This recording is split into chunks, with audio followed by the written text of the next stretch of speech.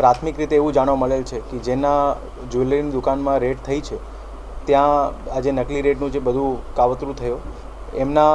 જગ્યા ઉપર થોડા વર્ષો પહેલાં આઈટીની રેડ થયેલ હતી અને એના આધારે અમુક લોકોને ખબર હતી ને આના આધારે બધું પ્લાનિંગ કરવામાં આવ્યું છે. આ આખા બનાવમાં એલસીબી, એ ડિવિઝન, ડીવાયએસપી અંજાર અને પ્રોબેશનર આઈપીએસ એ બધા સાથે મળીને અલગ અલગ 10 ટીમો જેટલી બનાવવામાં આવેલ હતી અને અલગ અલગ આરોપીઓને અલગ અલગ જગ્યાએથી તાત્કાલિક એમાં ડિટેન કરીને પછી એની ઇન્ટ્રોગેશન કરવામાં આવેલી છે અને જેટલું મુદ્દામાલ હતું બધું મુદ્દામાલ એમાં રિકવર કરવામાં આવ્યું છે, રોકડ સહિત. અને અત્યારે જે આરોપીને પકડવામાં આવેલા છે એમની આગળની તપાસ પોલીસ દ્વારા ચાલુ છે.